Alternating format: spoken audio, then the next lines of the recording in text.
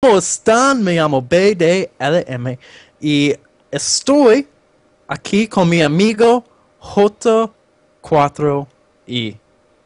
¿Qué tal, mi amigo? That's Oh, is that that's my cue? that's I'm what's up, sorry. I'm my not a friends. Spaniard. Well, it's your fault because you already decided that we're naming this episode Quinceañera because Oh, right. crazy, I and forgot. I should really be studying for a Spanish exam instead of doing this, Well, but. what? I mean, how else do you better learn a foreign language than by talking about video games? Yeah, I mean, speaking, that's practice. It's very important, I think. What's going on, buddy? Oh, just, I don't know why. For some reason, my dinner's always timed the same time as we start these casts. So, like, I Excellent. have a plate of food over here that all I can do is look at, and it's just taunting me. It's like, hey, buddy. I'm looking good over here. What are you doing? And I'm like, oh, just casting. And it's a pretty annoying process. It's a little painful. It's pizza, right? It's pizza and mozzarella sticks. I bet there are two pepperonis and then like a green pepper in the shape of a frowning face. It's just so disappointed that it's not being eaten right now. Kind of is, but I'm not going to pick up the pizza to show you because you just I fall can't off. see it. Probably it just wouldn't go well. Anywho, Yes. Anywho, episode 15, kind of a mini milestone. We're not doing anything too crazy for it, but we have a bunch of other milestones to kind of celebrate. 1,000 channel views. Thank you guys so much. If you're tuning in today for the first time, thank you. If you're a long-time listener, first-time caller, we're also happy to have you here. So 1,000 channel views, that's awesome. We also happen to have our stuff up on iTunes all of a sudden. and there was Our internet much wizard. rejoicing. Oh my There gosh. was much rejoicing. Oh man, our internet wizard finally got around to it. So you guys can find that now at I guess it's just Dota On Demand, yeah. Yeah. You just search. You can just search in Google or whatever you like to use. What are the old ones? God, I was trying to make a funny reference to old search engines like was it Mount Vista or yeah, I'm I not even don't gonna try because AOL. Google's the only thing You we just know. pretend like Anyways, use these search engines. Just type in, iTunes podcast. It brings you up to the iTunes site. Type in Dota On Demand, and it's going to be pretty much the only thing actually that shows up, to be honest. So, shouldn't be hard to boom. find us, and you'll see our lovely faces when you start clicking on the previews. And I mean, that's that. Really, it's That exciting is though. that. All episodes up to this point are up there too. So. Boom, there you go. Other thing it's almost a milestone, you out there watching. 9 subscribers to the YouTube channel.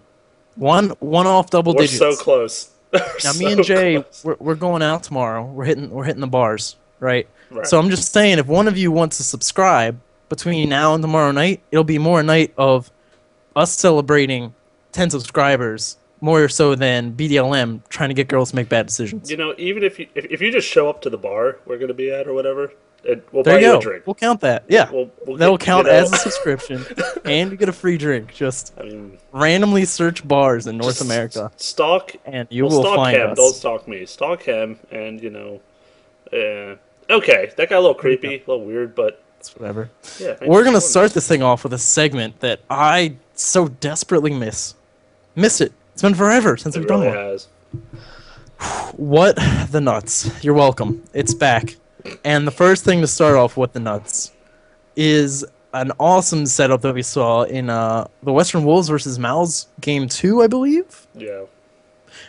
They ran Huskar, which is a hero that I honestly kind of never expected to show up in the meta because, or just in the game in general, in the competitive scene, because he's a hero that depends upon almost being dead to function. But he was run with Dazzle, who of course can cast the Shadow Grave, keep you alive for an extra 5 seconds in the area where you're going to be doing the most damage, can heal you back up if you, towards the end of that duration. They ran him with Chen, and then of course they also had McCansimo on their side of the team. And I thought that was just really awesome to watch. Yeah, very unexpected, very unorthodox, and like you said, and I mean, you originally were saying it's because he doesn't. You expect him in this meta or this gameplay, and I mean, what does he honestly really bring to the current? And I guess we'll call it meta like a pushing, strong champion. I guess actually in that little part he does, but we'll get into that. Back to that. More of like I'm just trying to think of teams that synergize well with pushing and getting a strong team composition to go in there and take the base out. And when you think of him in that light, No, he doesn't belong, let's be honest. I mean, he does get the attack speed, but he has to be hurt for that, which isn't always the case, or sometimes it's too much the case that he drops dead. I mean, the heal's kind of nice, I guess. The flaming arrows, yeah, let's not even go into those because they don't help They're at all. awesome. His ulti's really cool. It's a really good initiation. But, I mean, yeah, when we're talking about pushing and everything, yeah, he really just doesn't seem to fit in there too well. I think it's neat because you figure Dazzle and Chen and Mechanism are, just kind of good heroes, good item choices. They're, going to be there. The neat thing about picking up Husker is sort of, we have seen in the meta, strength heroes are very durable being a part of the meta. And so if you're going to be looking to focus down this tank, like people have been trying to focus down Dragon Knight, for instance, he's going to get stronger. He's going to be able to do more damage. But unfortunately, he was out-carried by an anti-mage, I do believe. Stupid anti-mage. How does that happen? Oh, goodness. Yeah, well, hopefully that'll all come to an end soon. Anyway, yes, Huskar was unable to pick up a victory, but very cool to see him. But his presence is what's great. Yeah, and I mean, it's really nice to see teams take that step out of the ordinary, to try something new. Definitely, like I said, unorthodox. I mean, actually, this is kind of something we didn't even plan on bringing up. I'm going to anyways because I noticed it in a couple games I watched in the defense tournament. Rikimaru being picked up.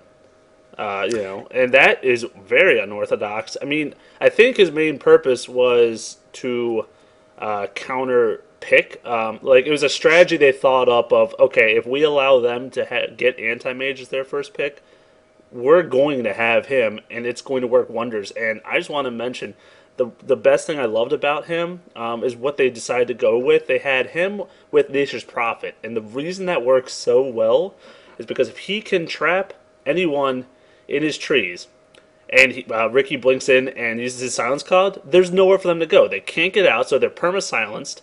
They get does that give mischance?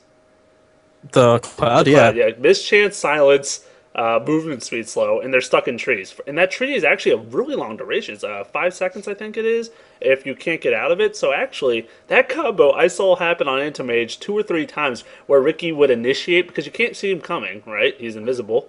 And then here comes Nature Prophet TP. Oh no, I'm sprouted and silenced and dead. And it was just awesome. I mean, yeah, Rikimaru is weird because we've seen him kind of here and there, very spotty, but he hasn't stayed around for an extended period of time. We've seen that kind of logic run before with Clockwork, trying to take advantage of his power cogs, and then you can get Ricky just blink over if he needs to, and be able to keep them inside the clouds. Yeah, very smart. And yeah, of course, when we're talking about anti-mage, if he can't blink out, then he loses a big part of what makes him so strong. This is escapability. Exactly. So, I mean, yeah, like I said, we weren't really planning on bringing it up, and I was like, oh, wait a second. I actually saw that. That was way out of the ordinary. And speaking of out of the ordinary, how about Vengeful Spirit getting all the farm and pew-pewing everyone's face down? What are your thoughts on that one? I like it. I'm not sure if I like it as far as the pew-pew aspect is concerned, but I do like being able to pick up a little bit of farm on the Vengeful Spirit. We saw her go for the Yasha as well as the Augment Scepter to try and decrease the cooldown on the ultimate. We saw a really good ultimate out of her. I wish I could remember the name, but basically someone's trying to leap back into their base. Right, yes. And Vengeful Spirit swapped so that she's still out there. And Vengeful Spirit was also outside that base, so caught, I believe it was Mirana mid-leap. Able to stop her from getting away. It's a beautiful play. And you're getting, I believe the cooldown goes to, 20 seconds? So basically usable multiple times within long-duration team fights is awesome. And of course, the Yasha is going to give you movement speed and agility, which is going to make you hit harder, attack faster. And you're also going to be able to get that movement speed to keep up with heroes, to pursue, to continue your stun, and get you in range faster for your ultimate as well. Yeah, absolutely. I mean, it's really funny because when I think back on it, when we played in Dota, the original Dota, back when I guess we're not anywhere near the skill level we're at now. Not that that's impressive or anything, but we would actually play her as that hard, not like a hard carry, but we made her get all the farm, and she could set up kills so easy in her lane with her stun. I mean, that's just consistent throughout the laning phase. Obviously the swap is great for also setting up those kills, and with the lowered armor, and she got some really serious items and started doing that damage. I mean, she has a damage aura too. So, depending on when you max out first, I mean, she can be a really hard hitter. And, you do also think you don't want to depend on her to be your end-all carry of the team, because obviously she's not going to do that. But she really, once she gets those arms, she can survive actually a pretty long time in those fights. Her aura and minus armor and stuns really do shine through in a team fight. It's just normally when you think of a support vengeful, she normally uses her ulti to either save someone, so she'll die instantly after she does it, or she sits in the back, throws a stun, and she doesn't really do a whole lot. So I like seeing this kind of shift and seeing how it works out. I don't know. I definitely know she lost in one of the games, but I've seen it a couple times. Maybe she won in another one. I'm not sure exactly. But still, like you said, these unorthodox things are just great. I think, too, what's really cool about picking her up in that role is if you do go for the Augment Scepter, we've talked about it before on other heroes, and we've mentioned that, there are a lot of empty stats sometimes when we talk about Scepter. Like, okay, you get some agility, but we don't really care. When you think about Augment Scepter on Vengeful Spirit, you get the health and the mana from the point booster. Mm-hmm. Fantastic. She has really low health pool. Like you said, she has the potential of swapping herself in really dangerous situations. So get her some more health, get her some more mana so she can stun more often, get more minus armor out there. Excellent. And then, of course, the agility is her primary stat, so that's going to give her more damage, more attack speed, and everything. And then, again, strength and int, you're getting more health and then more mana so that you can use your utility spells. So it's a really just nice item on her all around. Yeah, it's I think she's the only agility hero that's used as a support in the game currently, unless I'm mistaken. That was a big statement to not have Pax followed up on, but I'm pretty sure that you don't see other ones. As we both look at our Dota hero list to confirm deny. I mean, I knew that. How do you know? Because I always know. I mean, we've seen support Sniper billions of times, but, I was going to mention support Slark, but... Why are you bringing him up? Because he's hilarious. He's a Murloc, Jay. Come on! Okay, we're not back in WoW. We're moving on. It doesn't matter. Murlocs are amazing no matter what you get into. And I gotta be honest, we're nowhere near seeing him, I'm sure, but when he gets brought into Dota 2, he better be very Murloc-esque, or else I'm gonna be very disappointed. He's probably gonna be the opposite of Murloc-esque. They're gonna turn him into something so far-fetched that, Oh, man. Which is Pokemon. Now we're just bringing all the games. What? Far-fetched? Great. The League of Justice. I don't know where that came from. You're right, though. As we look over the list, the only agility hero picked up for support purposes. Yeah, which is funny. I mean, you wouldn't think the agility hero would be good at that, but I guess her kit worked out that way. Because an agility hero that swaps herself position could potentially, I guess, be a major threat. So not always something you want to do on a hard carry that's ranged. But, Oh, and then I want to talk about one more thing. Since we're on the theme of heroes that we don't see normally, Silencer carry. Picked up by Absolute Legends. Oh, yeah, that's right. Oh, my gosh. Or was it Absolute Legends? I don't remember who it was. It was the Aussie boys. They picked them up, and wow, did they rock. In fact, they did so well with him that he got banned the next game in the series because, he just wrecked. Was he playing against Quap that game? I thought there was somebody with really good escape mechanism. I feel like it was Quap Marana. Something like that. I remembered seeing the global silence thrown down and just the global silence did some wonders. I know the other team at least had a Tide Hunter. There's a Tide Hunter. I think there's one other really good team fight hero that there was one point in the game where she definitely just the person came in to initiate and then just bloop. Oh, we're silenced for 5 seconds. There you go. Oh boy, that's game over. Yeah, and I mean, if she gets the farm, what she did in that game, she really can put out some serious damage. And she ran the Force Staff, which we talked about getting. If you're going to try to make her work, she gets some ability, so she maybe has a chance to survive. Or, obviously that items good all around. And then she started building more in items. She didn't get the Rav Attis, unfortunately. I know you're harping on that as to be your favorite thing in the world, but didn't happen. But she still decided to wreck house, and it was just really fun to watch. I do believe Silencer is a male. Or a chain smoker. Oh, is that so? Because I'm pretty sure one of the sound effects was silence. And, so either dude or chain smoker. Pretty sure dude, though. You think you wouldn't You talk said her very a lot much. in that little thing of yours. I guess I was still thinking about Vengeful and the sex just carried over. But Whoa. Oh, sorry. whoa, grow up like What? 10 years. Can't do it. Sorry. Moving on, I do believe, correct? Fine. Or did you No, have I was more done to say with on Silencer? I was done. I mean, I figured as much. yeah. It's that synergy we got. I just knew you were done. I think the next thing to sort of get into, I don't know. I gotta decide. I think I'm gonna go with what I was talking about last week. I actually got to play a little bit this week. I hadn't been able to play Dota 2 in such a long time because I've had so much schoolwork to do.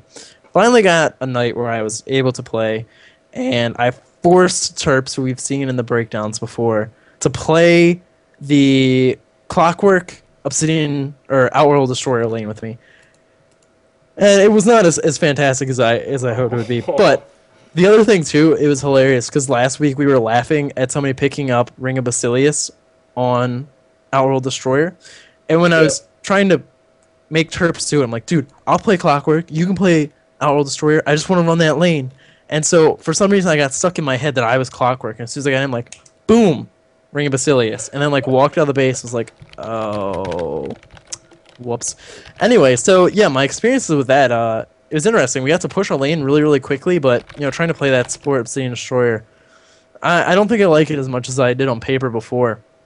What I think I do like, though, is if you instead take Obsidian Destroyer, you play mid, but if you're, like, running with some friends, if you have them play in a lane, like have a Clockwork in another lane or a Moran in another lane, people who can take advantage of your aura when you come in, you can easily gank a lane, put some pressure on, try and do some damage to the heroes in there, maybe make one of them retreat or kill one. Then you can easily push that lane with hopefully the help of the aura. So I think something to keep in mind. I just didn't think that the ultimate was strong enough if you're just trying to play him as support. Yeah, I mean, we kind of discussed that could be a potential issue, that all it would really maybe do is drain the mana at, like, best case scenario, because, like you said, you're support, you're not getting farm, there's no gold per 10 items in this game, so you're not really going to get items in them. You'll get boots if you're lucky, that's what we normally see. Yeah. So, especially if you play like the pure support, which you normally do, I know.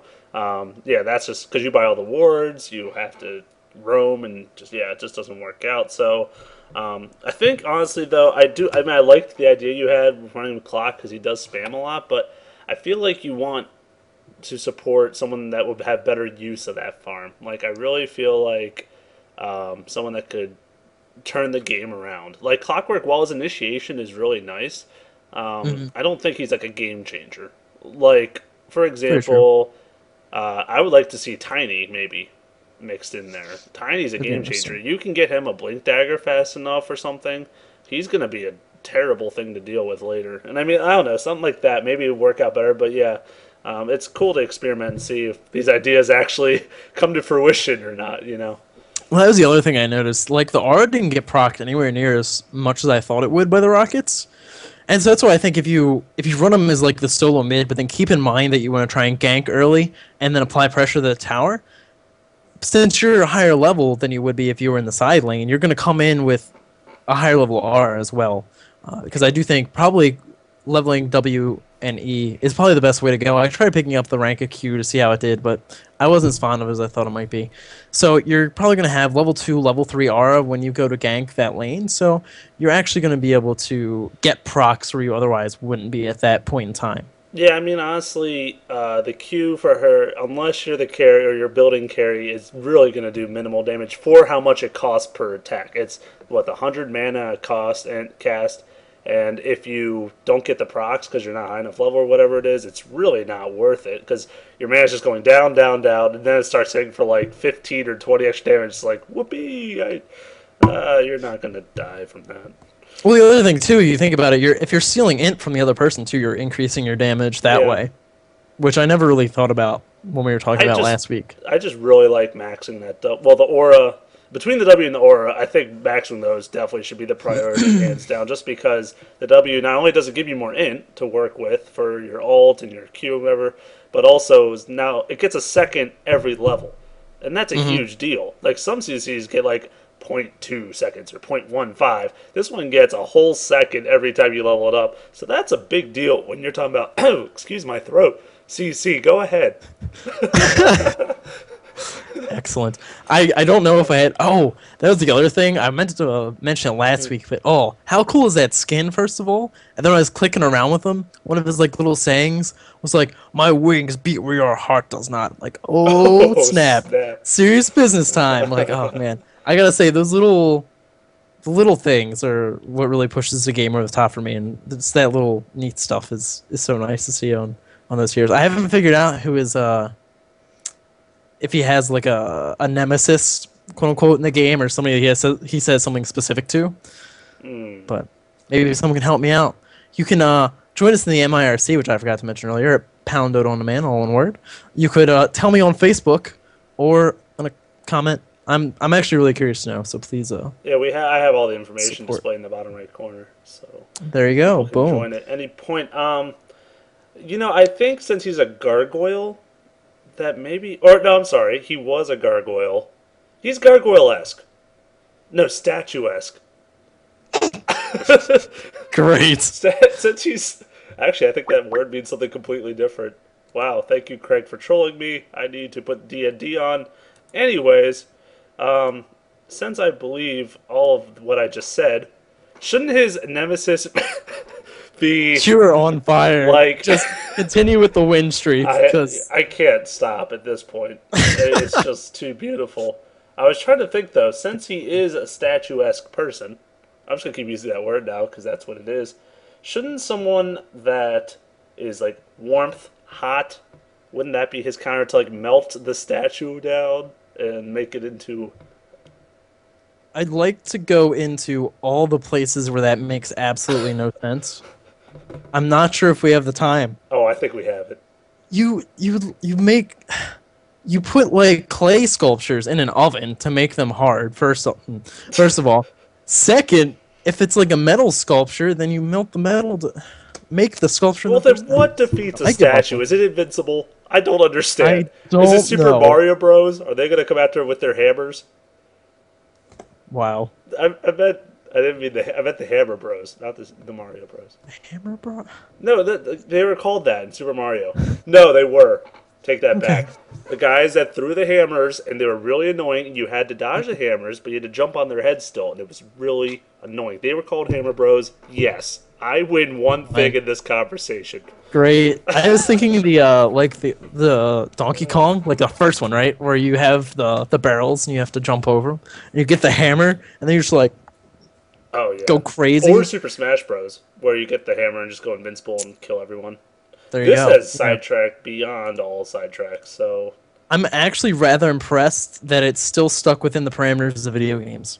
that's true. So- We did manage to do that.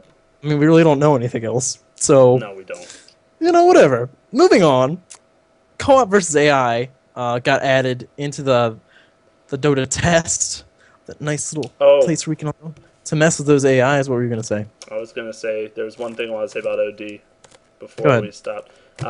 Last week, if you stick with us, which you should, we mentioned that his orb effect does pure damage instead of magic damage. And back then, we were naive and thought that goes through magic immunity. As it turns out, pure damage does actually not go through magic immunity. So he's just like Silencer in that respect. His orb effect does not work on people that go like rage or magic immune, that kind of thing. Boom. Correction. There you have it. There you go. Corrected. Fact I check. pointed up too.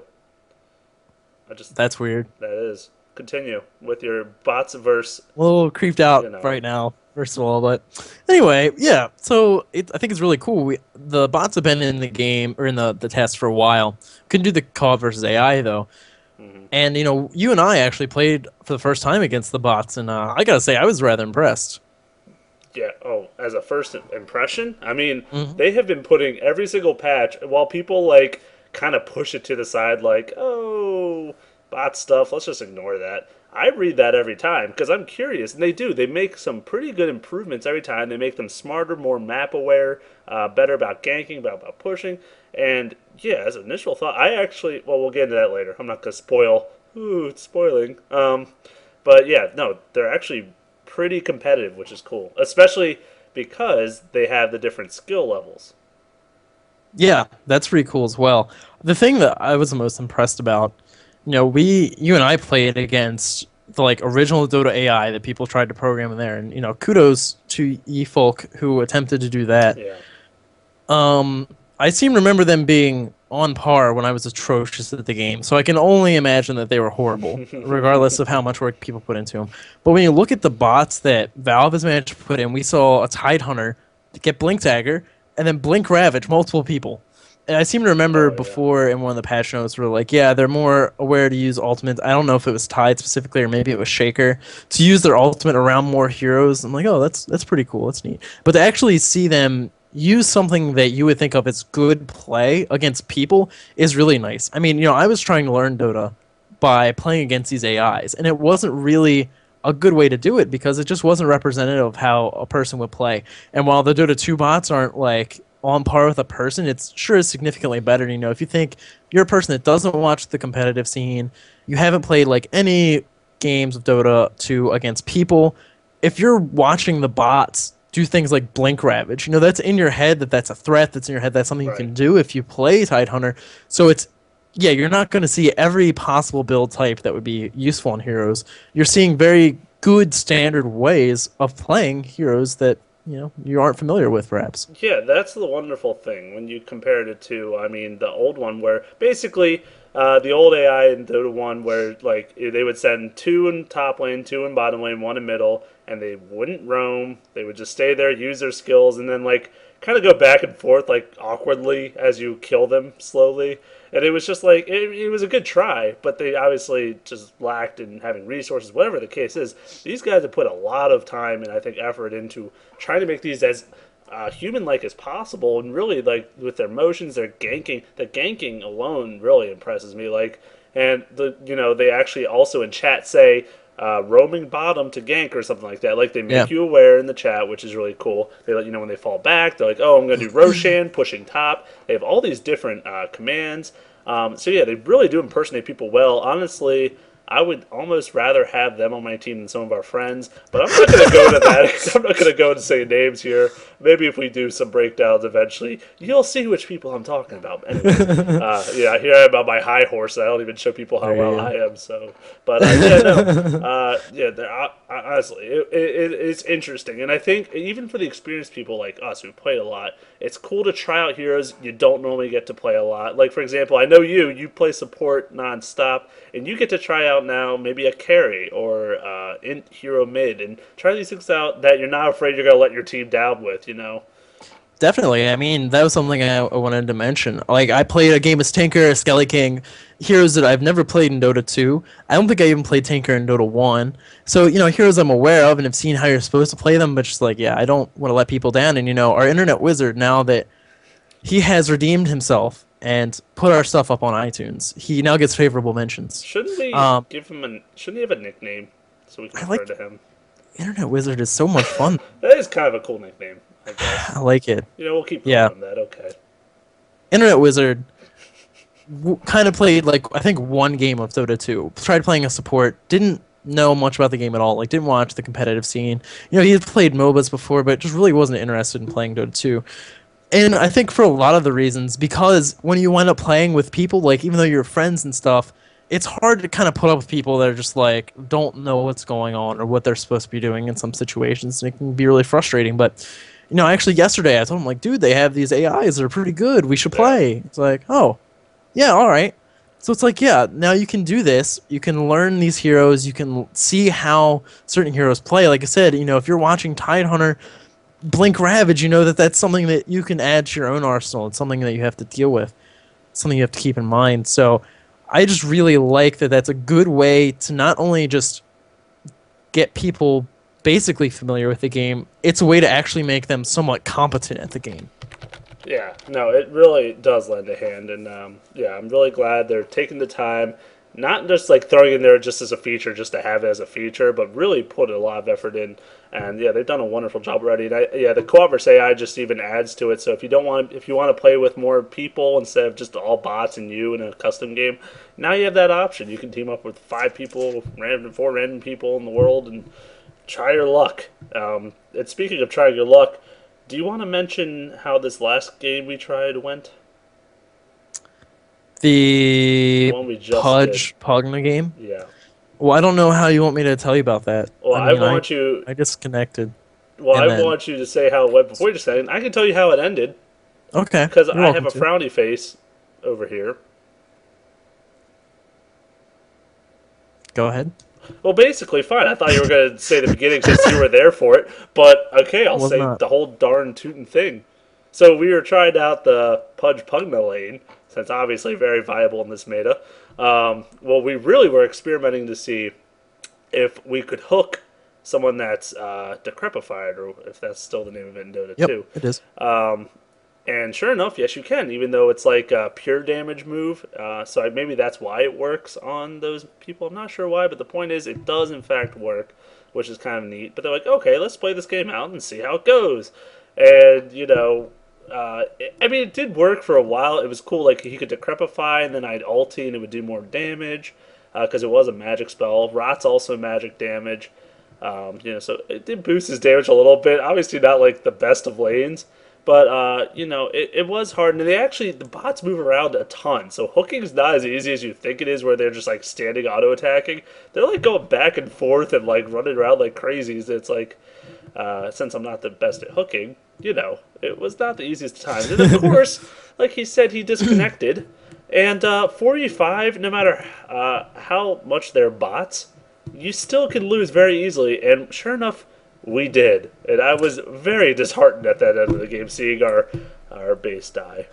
The first game we played, not only did certain people that aren't me give up first blood, they also gave up the second kill as well. So, yeah, certain people. Not to call out these people, we wouldn't. But it is nice to see that they're not just like running around in circles and being absolutely retarded. They're somewhat competent, which is nice to see.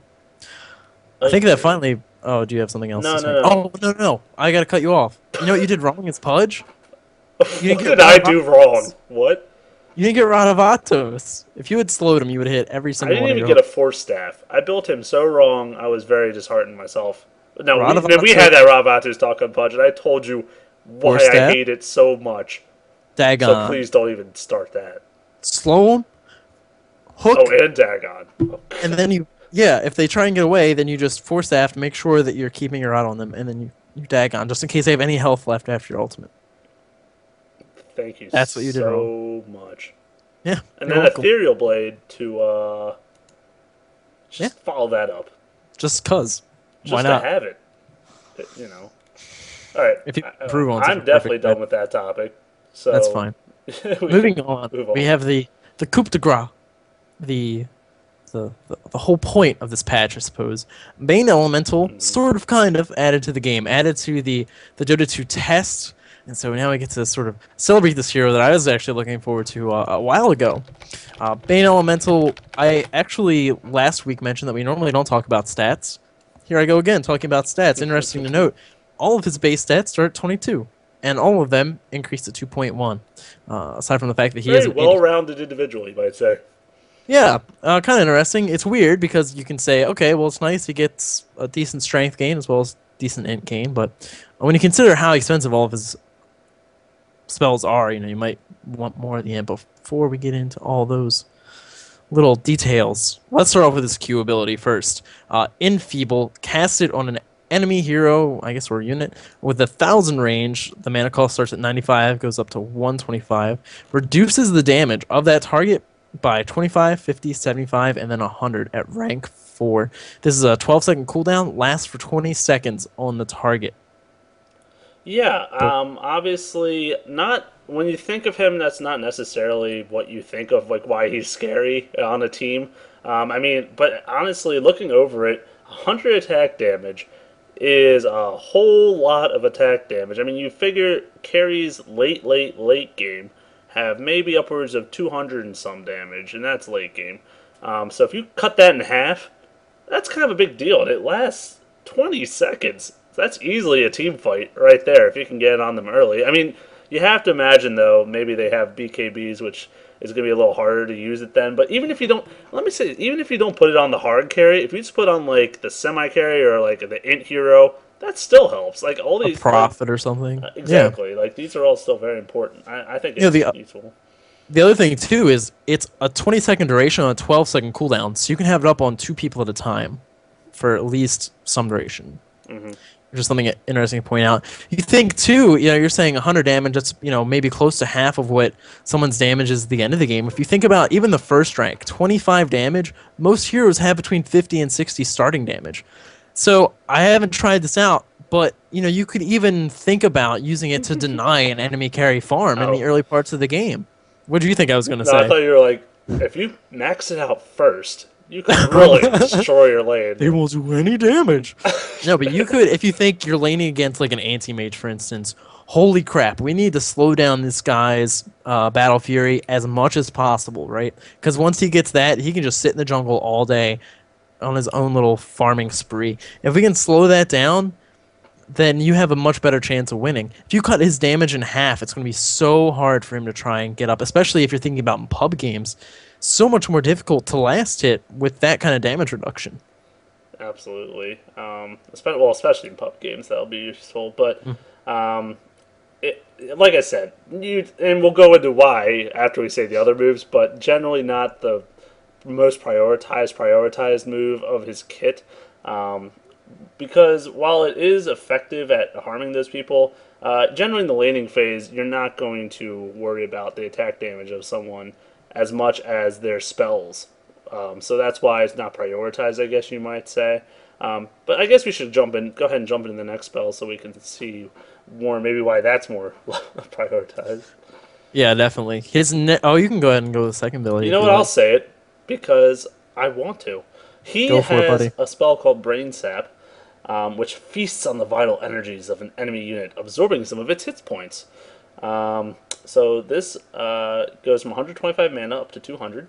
Stays at 14-second cooldown, so it's a pretty long cooldown actually. With a 600 cast range, which I have to note is a little bit longer. Oh, did we mention his attack range is only 400? It's so short. Nope. It's like Vengeful Spirit, I believe, is the same. I was about to ask if that's the same as Vengeful's. Yeah, I believe they have the same exact attack range, which is pretty short if you know from playing her. Anywho, so yeah, it absorbs 90, 160, 230, and then 300 health at the last range. This is pure damage, which we've kind of already discussed what that is. It doesn't get made by magic resist, but does not work on magic immunity, so don't think about it. And then it gives the full health amount to Bane Elemental, regardless of the amount of health the target lost.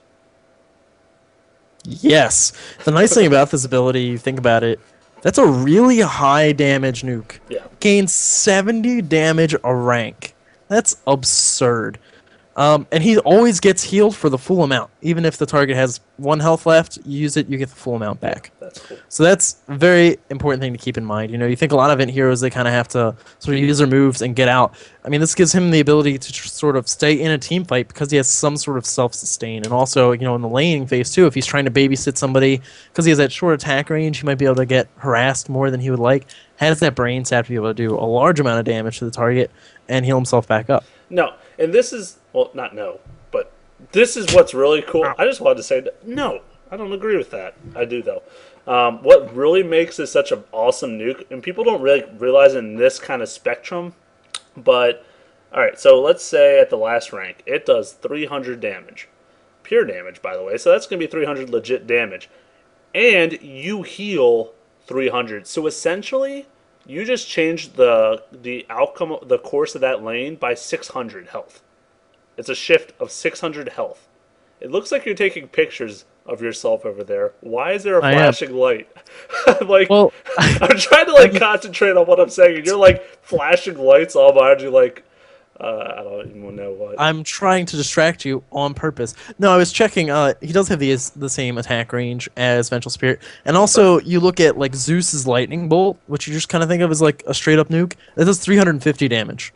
True. And, I mean, yeah, it has a mini-stun component, but it does almost as much damage, and you're healing yourself for 300. It's actually pure, so I bet you it does more. Yeah, that's true, too. And then, yeah, like you said, it's a health swing of 600. Exactly. That's why no one ever thinks of it that much context. But if you're kind of hurting in the lane, you use it on him, you gain the health, he loses the health. Oh, now I'm way in advantage. I'm so much at an advantage now. And that's why it's such an effective move. But unfortunately, it is his own Well, I'm gonna say his own real nuke, not damage dealing nuke, but his own real nuke. So I guess there's Yeah. the downside. But I'll let you say. Do you want to say the next move now? I will. Oh, that's great. Thank you, sir. Oh, you're welcome. The next move is called Nightmare. Has a 500 scaling up to 650 range. This will put a target to sleep for 4, 5, 6, and then 7 seconds, making them stand still, not be able to cast anything. Problem is, if you attack them with a melee attack, it will put you to sleep. So something to keep in mind. But you can break it with spell damage. So you can set it up with like your brain tap, for instance. Put something to sleep, wait for people to catch up, and then you can brain tap them to break that CC and allow people to open up an attack. It's on a 15-second cooldown. I do believe... Oh, it's 165 mana at all ranks. I do believe this is the longest crowd control ability in the game, which is pretty significant. Single target. Yeah. Well, Well, I had to say it because Okay. Yeah, you were target. wrong if you meant AOE. So that is very true. it's not the longest AOE. No, but I don't. Did you also mention that they're invulnerable for the first second of the cast? Nope. Okay. Well, I'm going to mention a couple extra tidbits. They are invulnerable for that first second. Also, it can be used to deny allies if you're a real pro because. Why are you shaking your head? Did you mention that? No. Okay, well then why are you shaking your head? You're just I was distracting shaking my me head so that I bad. did not mention Well, it. because you're really. Let me just keep going.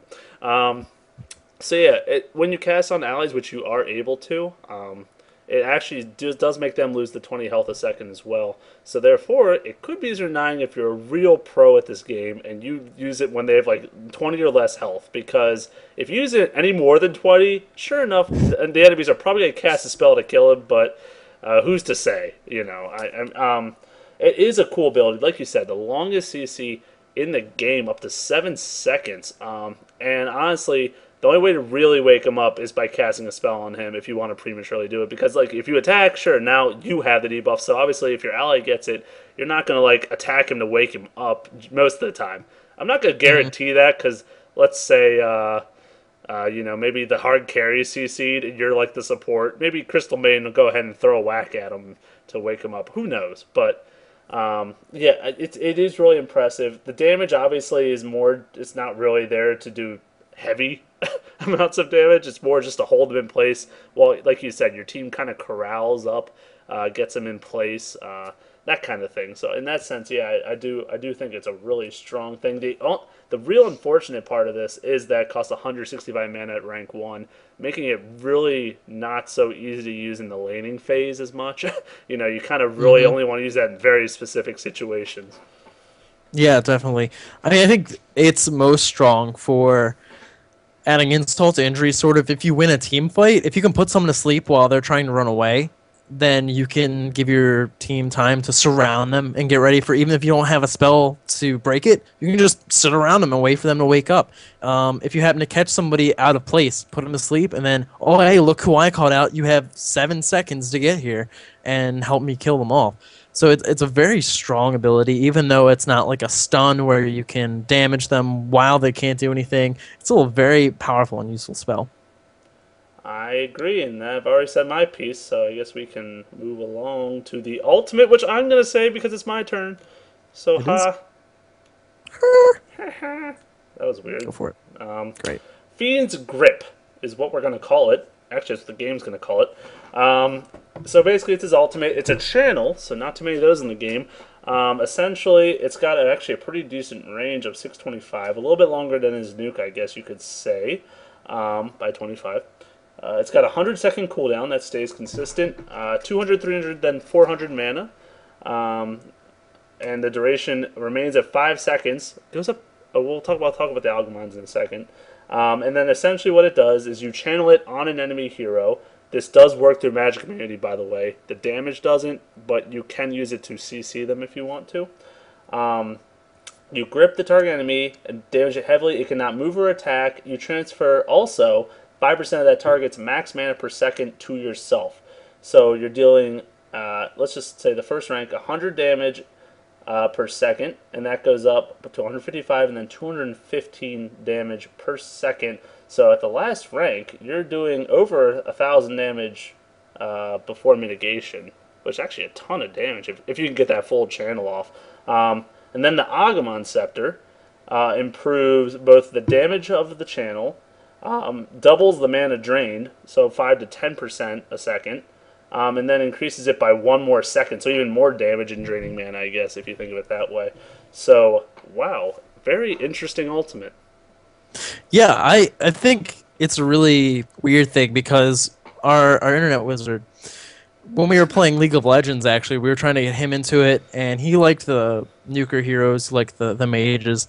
And so we were trying to convince him to pick up a hero that had a very similar ultimate to Bane, named Malzahar, who same thing, where you would channel on the target, stun them for, I believe the total duration was like 2.5 seconds on Malzahar, actually. And, he was reading through the hero's kit, and he was like, Q, I like it, W, I like it, E, I like it, don't like the ultimate, I'm not going to buy the hero. And we were like, why don't you want to do that? And he was like, well, you're also stunning yourself, essentially, and stopping you from moving around. So you become very vulnerable during this duration. And it was very true, and I don't think you or I had a really strong, the way to word it, basically, had a very good argument against it at the time. But now that I've actually looked over Bane now, I know what it is. Basically, if you think about it, if you cast all of your abilities before you cast the Fiend script, right, so you brain sap right off the bat just for the nuke, you put that on cooldown, the 14-second cooldown. Use the Enfeeble, the duration is 20 seconds, and it also has a 12-second cooldown. Use Nightmare, lasts 7 seconds on a 15-second cooldown. If you then ulti, all of your abilities are on cooldown, and everything except for Brain Sap, which doesn't have a long duration effect. Your Enfeeble and your Nightmare are still under effects while you're channeling this. So 3 of your moves are being used at the same time if you think about it. So the hero is still being very effective. Even if you want to ignore the damage that Fiend Script does, or the mana drain, your hero is still operating at sort of maximum capacity outside of auto attacks, which are nothing in comparison. So I think that's something to keep in mind. Yeah, you're kind of putting yourself in a very vulnerable situation, but you're able to be completely effective during this whole duration if you use the Fiend Script last, and be sure to put out your other moves first. When you said that, I originally was thinking you meant like if you put them all on the guy and then ult him. And I'm like, oh, no. Why in the world would you do that? I guess you can, but that doesn't make a lot of sense. No, you're right. Yeah, if you enfeeble someone, then Nightmare someone else, and then ulti and Bane Sap to target, yeah. You essentially did as much as you could, and that's a lot more than some other heroes possibly could have done. And I mean, his moves, I guess, are all so strong in their own way that, since they have a long cooldown, I guess that's why they're stronger than other ones. If he can get all of them off well, I mean, that actually is a huge, huge contribution to a team fight. And I mean, this ultimate also, the fact that it works on magic immune mobs, or heroes, I guess on mobs too if you want to. Centaur Khan has a BKB. Woo! Dude, you can use it on the rock golems now. Thank God. There you go. But You're once welcome. again, it doesn't do the damage or drain the mana, but it'll keep him CC'd. No, I mean, using that on anyone that has BKB, you think, I don't like saying anti-mage names, so I'm just going to stop. Faceless Void, for example, or Rikimaru. Someone that has a BKB and is just pounding your team into a submission. If you can just keep them locked down, we'll go item build, so I'm not going to say that right now. But if you basically, if you can keep whoever their big damage dealer is locked down, or even catch someone that's maybe by themselves, and then it also, since it is 5 seconds and then 6 seconds Agumons, that's enough time. That with Nightmare is so much time for your team to come support you in whatever you're doing, which is another cool thing. If you, let's say, have a Prophet on your team, it's so easy to set up kills. You just Nightmare, Prophet, TP in. You got plenty of time. Oh, okay. He comes in, sets up the kill. Easy, So, I mean, a lot of good uses. Yeah, I mean, you didn't want to bring up Anti-Mage, but I didn't. Bane feels like one of the first big heroes that you can say is a straight-up Anti-Mage counter. You consider that Brain Sap is pure damage, so you just go right through Anti-Mage's magic immunity, or not immunity, but the damage reduction from that. Even if he gets the BKB, he's still going to be held in place for that 5-6 seconds, where your team just gets to beat on him. Hopefully you have someone who can put out good attack damage. You're assuming he's BKB'd. To be able to take him down, that's, again, huge. And then even if you don't want to use the ultimate on him for whatever reason, maybe you really want to drain the mana from an Earthshaker or a Tidehunter so they can't use their ultimates. Okay. Put him to sleep. Put the Enfeeble on him. You're reducing that damage so severely. I mean, Bane is perfect for trying to fight carry heroes. It's true. You have your you have your options. Like 3 of his moves are so effective against them. You could enfeeble them, like you said, so he does 100 less damage. You could nightmare them so they're out of the fight, or you could ulti them so they're out of the fight. I mean, like, wow, that's so much he can do against carries. That I guess I'm gonna just lead into it now since we're talking about it. That might be one of the only reasons I don't see him being picked up in this current meta. It's because in the old meta, this would have been perfect. I mean, like, there was that hard carry, you could have him farm all day, that's what your focus was, and then you pushed in, like, the 40-minute mark. Now, there's, like, 3 heroes maybe that are equally kind of farmed up and really good at pushing, and not even necessarily the hero themselves, but maybe they have wards, maybe they have other abilities that not necessarily locking down the hero is going to even stop them from being as effective as they're going. You know, they're still going to do all their stuff in the team fight. Like, you know, I don't think it's going to be as useful as if there was still the Faceless versus Anti-Mage or Spectre or one of those kind of things. So that's kind of unfortunate. Like I said, I don't really see him kind of stepping in here, but I mean, there's always that chance just because his kit can be so effective in those fights. Yeah, I mean, like I kind of alluded to at the beginning of the cast, he was a hero that a while ago I was really excited about because I thought he was going to be coming out soon. It was kind of been on, it had been mentioned before that he was kind of getting close to finished. So, you know, every one of these patches, I'm like, oh, Bane's probably come out this week, Bane's probably come out this week, and it wound up being a different hero instead. And so now, yeah, enough time has passed that the meta has changed a bit. And while Anti-Mage will get picked if he, you know, gets through the bans, yeah. I completely blanked in my brain halfway through that sentence. Well, then I'm going to just say you agreed with me, and yes. what you did. Oh, no, shut up. So here's the thing, though. Here's how Bane could potentially change the metagame. Okay. Because he's so good against Anti-Mage. Wow, that was strange. Because he's so good against Anti-Mage, maybe Anti-Mage isn't as ban-worthy. Maybe teams are okay to let him through because, well, we can just pick up Bane, and maybe that'll be good enough. Because he's obviously a very strong hero in general, and just happens to be very specifically geared towards being very strong against the carries. So maybe you can ban somebody else instead. So he might not directly influence the picks, but he might allow there to be more of a shift in the bans. I mean, I agree with that. And the thing is, though, if you don't ban the Anti-Mage, maybe, see, also recently, Enchantress and Prophet have been really destructive forces, have been really effective for pushing, ganking, really killing towers really early, which really starts this like snowball effect in the game. If you can push the tier 1 towers down in a matter of 8 to 10 minutes and the other team hasn't even touched yours, you have a huge gold lead now on them that you can just keep, like I said, snowball into, you know, getting your items, getting maybe that now you have a mech on your team, and just continuing that push and really keeping that game in your favor throughout the whole time. So now maybe those heroes will be banned instead, and like you said, okay, now they have Anti-Mage, but we have these options against him, and that's not really going to nearly be as effective as it was back before these heroes were in the game. So yeah, I guess I could see that. Anti-Mage is still going to be a pain in everyone's rear regardless, just because of how that hero works. But if Bane gets maybe enough items, at least, I think he needs, especially against like an Anti-Mage or something, like a BKB, to allow him to get that full channel. Because if he doesn't get that full channel in a team fight, then really he's not being very effective. I mean, he'll do the Brain Sap, he'll do the Nightmare, but his ultimate's really the icing on the cake. That kind of brings it all together. So, I don't know. I guess we're going into items. What do you think's essential on him? Well, I'm kind of torn between an Augment Scepter and the BKB. I mean, that Augment Scepter's so good. You think about it, you're doubling the amount of mana drain and increasing the duration. So you could steal 60% of someone's mana. And if you look at just kind of the way Bane's stats work out, if you ignore items completely, he'll wind up having 1,200 some mana at the end, or at level 25. If you add up the mana costs of all of his abilities at level 4, it's something like 800. So it's like 3/4 of his two-thirds art major, 2/3 of his mana.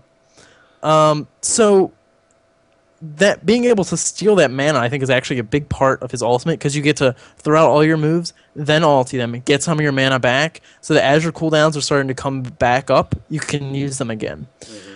And so I think the fact that you could potentially steal 60% of someone's mana is huge.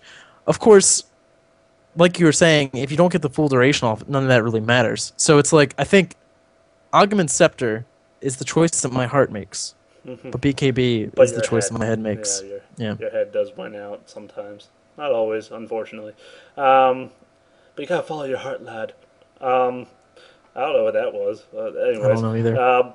Actually, and then the other item to think about, which is very popular on him, is the Necronomicon. Mm-hmm. Or Necronomicon. I think I was right the first one. I hate that word. So, the book. Mjolnir. The book that's... The Mjolnir. Actually, don't get that item, because that would be pretty trollerific. No, but yeah, obviously, the reason that's so effective on him is because you get those minions that actually, if they beat on someone for a while, they're doing a ton of damage, because the one has mana break, so it's destroying the person's mana. And I think it also does damage, like very similar to Anti-Mage's mana break ability. They also have a mana drain nuke, or mana burn, I think is what it's called. And then they do a good amount of auto attack damage, but the main purpose is if you can channel them for 5 seconds, that's 5 seconds of your minions just beating on that person, draining their mana, doing a ton of damage, and just really dishing out. Like, that's probably the most effective use that item could get, just because of how long his CCs are. Yeah, I mean, I'm admittedly kind of bad at the micro.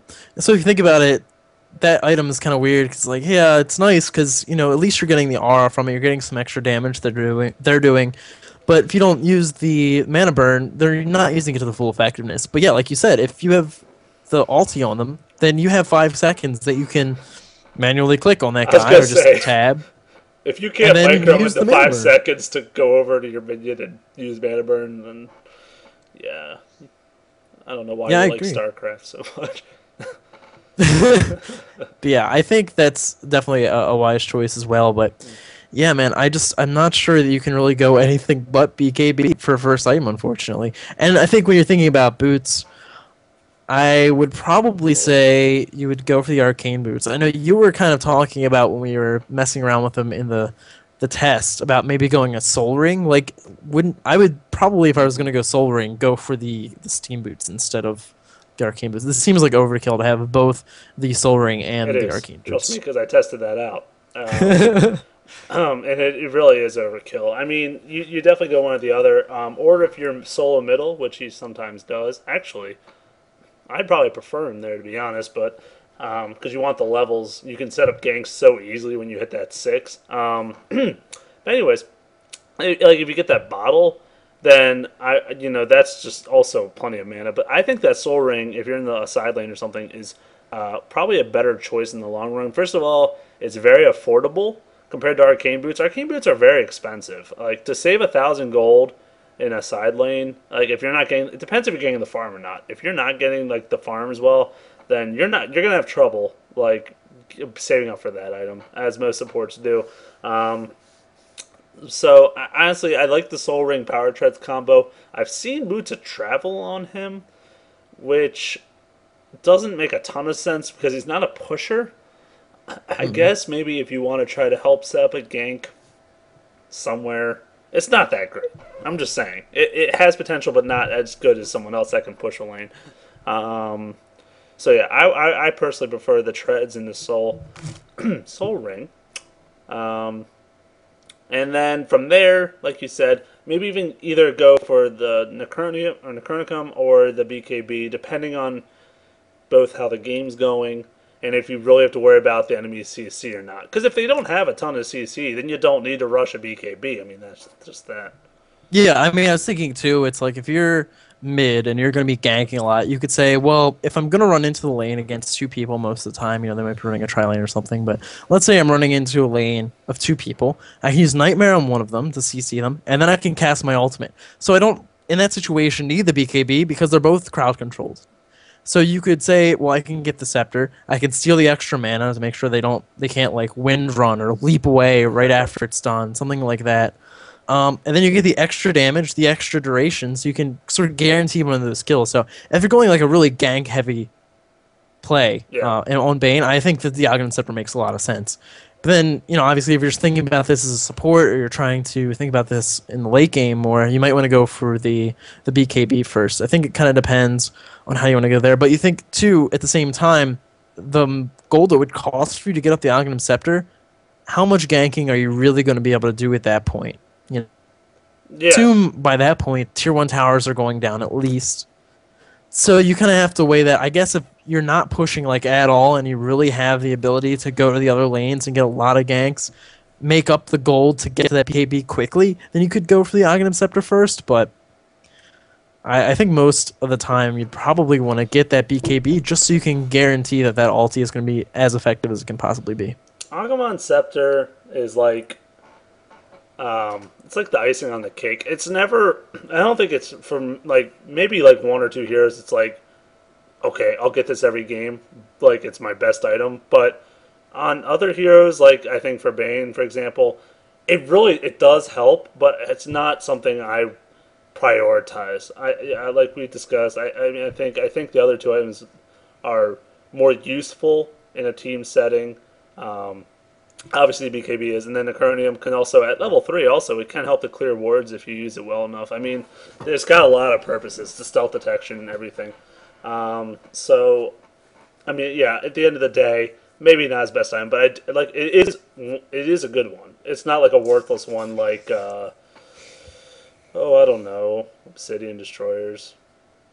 Yeah, we talked about that one last week. Not the most effective spending of gold on him, but yeah, I mean, it's weird because it feels very cool, especially because it does so much more when you think about like the mana drain and the extra duration. When some heroes, while it's really good to have such a drastically reduced cooldown, like this one just feels neat because it's doing so much to increase the capabilities of the ultimate. But yeah, how practical can you really make it? Oh, okay. Let me know when we're done talking about this, because I forgot to mention something in the beginning. I know it's really random. I just looked over at my phone and had my notes. And I was like, oh, I forgot about that. But yeah, Bane. Probably not going to get picked up, but he's a cool hero. You should try him out. We always say that, but honestly, I believe in it. If you're afraid to try him out, go with the test server, and then go try him out in the co-op versus AI. And then you don't have to worry about losing for your team, so it's all good. The only other thing I can think of mentioning with I assume you're done by your little snippet there. I'm not done. With Bane, I mean. Oh, yes. The other thing, too, you have to consider is that when you're trying to decide how competitive Bane can be, like in the professional scene, is the type of spells that can still go through BKB, or at least they can stop channels in a BKB. Vengeful Spirit Ultimate will stop his channel, even with the BKB up. So will Pudge Hook. We don't see Pudge so much anymore. Vengeful Spirit's still very viable and picked up quite a bit, and we're seeing her, as Jay was saying earlier in our What the Nuts segment, picked up even as a carry more so than the support. And if she does go carry and does get the Aghanim Scepter, then you're never going to get a Fiend Script off, even if you have the BKB. Right. So, that's something to consider when you're looking to pick her up, even in, just a regular game, a pub game. You have to be aware that there are heroes that are still potentially going to be a big pain for you trying to Fiend Script people and make that ability completely effective. Beastmaster, too, who is very competitive as well. Still. Very picked up pretty often, actually. So, yeah, you do have to look out for those. Enigma Black Hole, if for some reason he decides to do that. Those kind of things. And those, as we were just saying, those are all very common right now, and some of those heroes, like Vengeful Spirit, are probably never going to be unpopular. Oh, no. Vengeful Spirit's too useful as support to probably get out of it. I don't see that. Poor Lion. He got left in the dust like a chump. And I think he's a good support. I think he's one of the best supports. I guess he has some weak, like he doesn't bring enough to a team fight maybe, but he has 2 CCs and a huge burst. I don't see why that's not so useful. Lion or Shadow Shaman? Oh, I love Shadow Shaman. I I love think Shadow that's the Shaman every thing. day. He But does the exact same but thing in a Shadow lot of Shaman's ways. never used as support in these games. He's used as the mid to get farm. I'm talking He about could be. support, pure support. Like compare him to. Oh, okay. Tidehunter beats that. Okay, Earthshaker beats that. Okay, maybe You'll find somebody.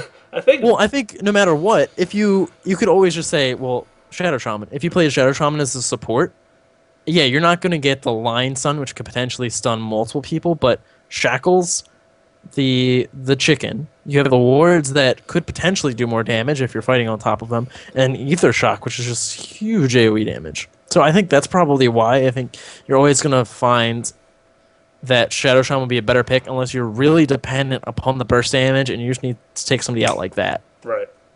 I mean, okay. I think.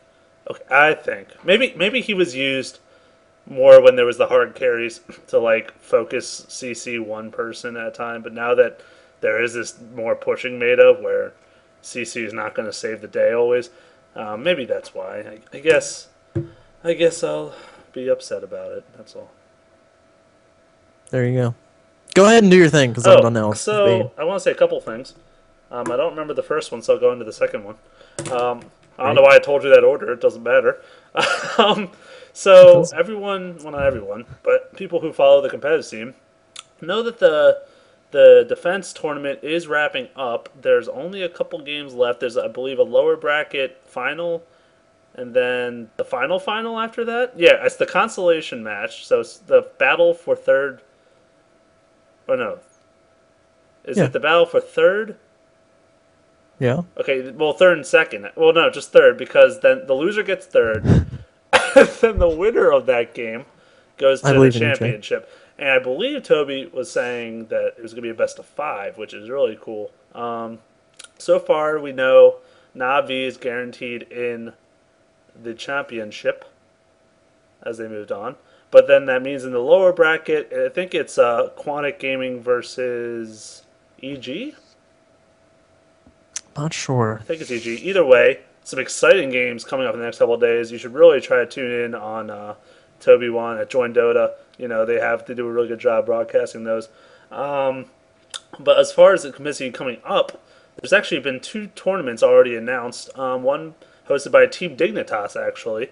It's €1,000 prize for the winning team. I'm not actually sure how these are laid out, by the way. I just saw they were announced and figured I'd say they're coming up. The other one's a Razor tournament for $15,000. So that's actually a pretty sweet pot. So, I mean, those are just to look out for. So don't think, oh no, what happens after the defense, like us, because I've been thinking that, honestly. I love watching these games. These teams are so into it and so, you know, these have all been at least 50-minute games at the end here. You know, they're really, like, no slaughters. These are all very even, very well-skilled, well-thought-out things. So it's really cool. But I wanted to say another thing that wasn't tournament-related. It was something else related. Something really on the topic of Dota. I'd imagine so. You know, generally Bringing it these up in kind a of things Dota are. 2 podcast, they tend to come up. So I guess you have nothing else to say because unfortunately I'm really trying to think of it and I'm just blanking. I can give you 15 seconds. Go for it. Thank you guys for tuning in very much every week. You know, feel free to check out our other podcasts as well. Some of them are on tournaments that have already passed, of course. But you know, a lot of these that are on patches, you know, it's still very valuable information on the different heroes that come out and stuff. So I remember. go. Speaking of free. speaking of the patch, good way to segue. Since it is, that's how they're doing it from now on. They're going to put the latest patch on the test server for you to try out. So therefore, the live server, this patch now has Outworld Destroyer in Captain's mode. Unfortunately, it's on the test server and not on the live server. So you won't see them enter into any games or competitive games in the immediate future. But know that when that does get transferred over, he will be there, and then I will expect to see him either picked up or banned in a lot of games. So that'll be kind of cool. And that's also the other cool thing. When these heroes that are used a decent amount enter in, you know you're freeing up these other bands, and you're going to see these other heroes come in that we don't that people are just like, I don't want to deal with him. Well, now you got to deal with him. So how are you going to do it? Like, so we maybe see some shift in strategies. Yeah. It could even change the whole meta. Probably not. That might be a very exaggerated thing. But I like to add drama. That's There you what go. they're all about. Dota You gotta is try. drama. Dota on drama. That's what DoD stands for. Great. You heard it here first. Second, first, third, crap, first. Server Yes. first. Thanks also for the people that tuned in live. Unfortunately, we're still lonely in our IRC channel, but that's okay. We'll get over that depression over time. But thank you for tuning in and watching us live. It is really cool. And like you said at the beginning of this cast, we are now on iTunes. You're making some funny faces. You gotta stop that. We're on iTunes now, finally, after months and months of saying we're gonna work on it. And we're going to keep posting these latest ones on there. So if you are one of those people that likes to listen to your casts during work or whatever, just go ahead and subscribe to us there. Keep them coming. Also, go check us out on YouTube. That's where we upload these every time. And yeah, that's all I have to say. Check in with our breakdowns. Hopefully we'll be doing one tonight. The servers went down last week when we tried to do one before. It was so sad. You were mad. Hopefully we will get one done tonight, though, so stay tuned. Hopefully we can get that going in the next 5-10 minutes, maybe? Maybe. If not, we will see you guys next week. Thanks for tuning in.